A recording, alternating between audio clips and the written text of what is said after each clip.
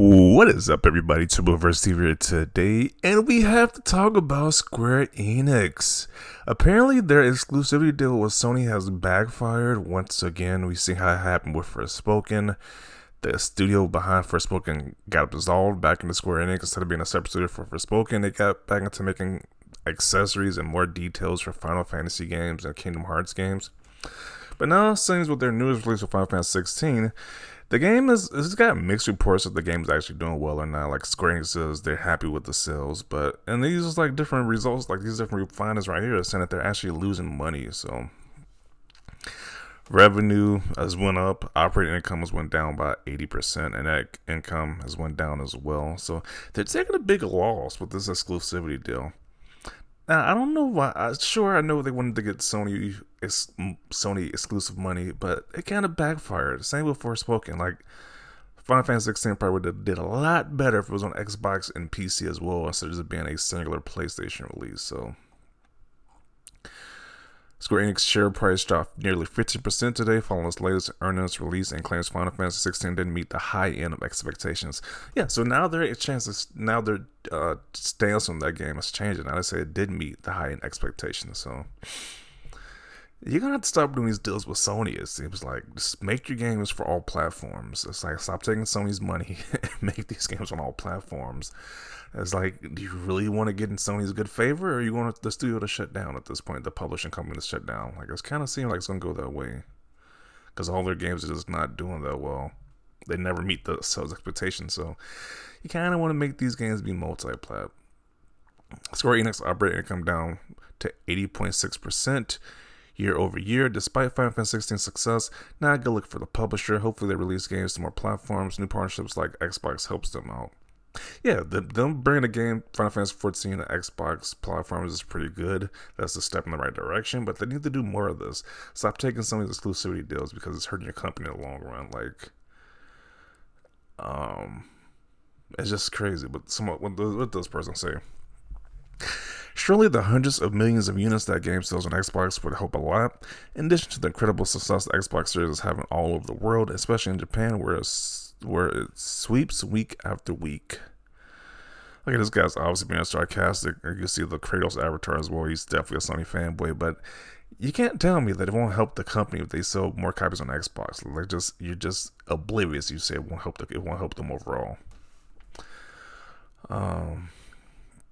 Imagine the gut feeling from Square Enix board to see Sony selling consoles and the revenue going down to an abysmal level. I do hope that the Switch 2 will break Sony monopoly with Square Enix and others in Japan.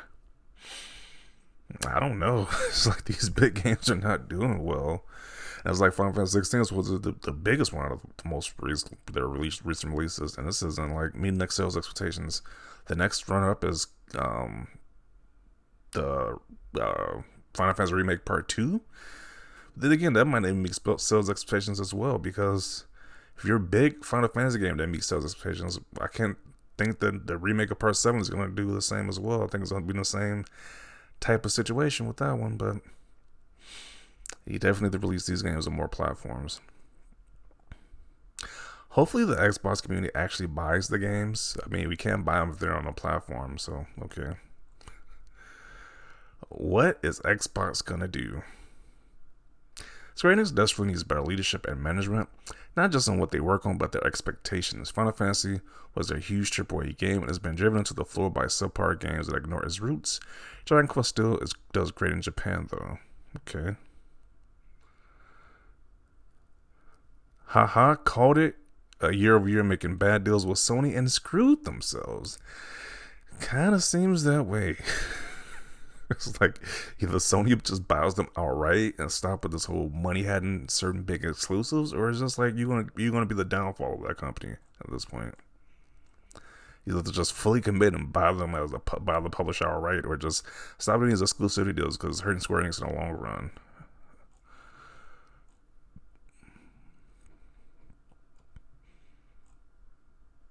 I think we all knew PlayStation was going to be enough, and Xbox is required.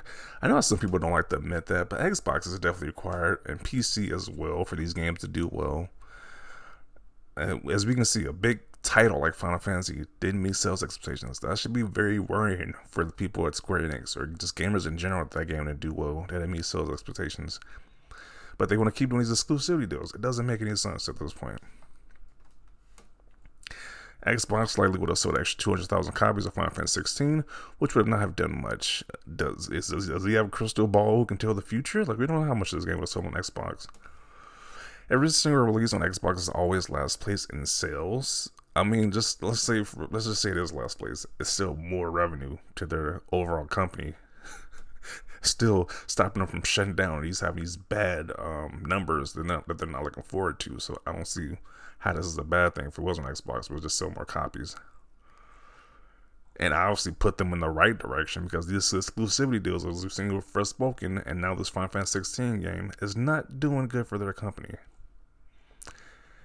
And once again, don't try to bring up the Crisis Core remake. It's like, once again, people on Xbox didn't buy that game because why would you buy it if you don't got the main chorus, which is Final Fantasy 7 Remake? So they're gonna have to bring these big games over to all platforms, not just PlayStation.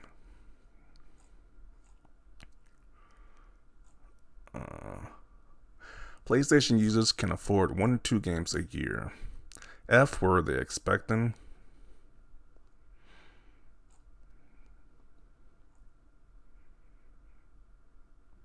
I have a feeling that the Snowflakes and the Square Enix stables are going to have a hard time reconciling the fact that Square Enix has been struggling being Sony Interactive Entertainment's bottom B no matter what numbers you throw at them. Jeez. I mean, this relationship has not been beneficial for Square Enix in the slightest. So maybe he's right with this graphic version of Square Enix being Sony's bottom B. I mean, it's not working in their favor. I guess they heard the Xbox has more active users than the Craft Station 4 plus 5 combined. Okay. Putting the crap on Xbox won't change anything. They cry they want their games but refuse to buy them. I mean, once again, you mean to tell me people wouldn't buy the Final Fantasy 16 game or Final Fantasy 7 Remake when Final Fantasy 15 was on Xbox and sold really well? So what are they talking about?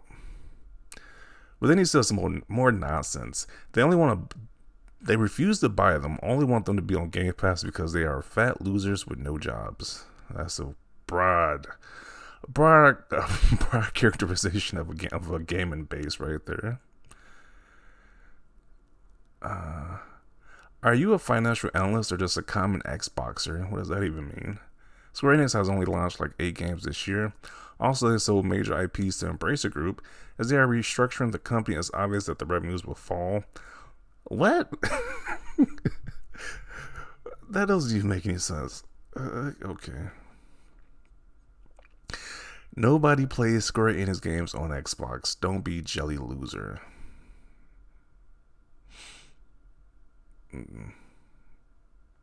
Well, Square Enix deserves this.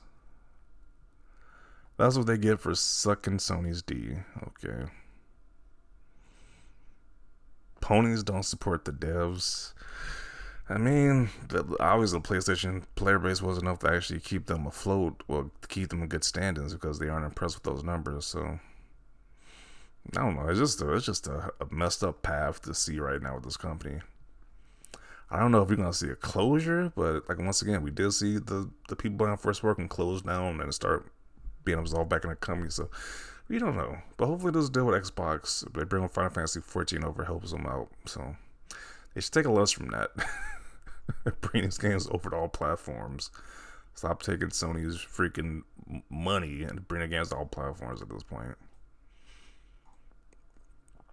Next time, don't make it exclusive. I want it on PC day and date. PC, Xbox, even Switch if it's possible day and date. Just do it.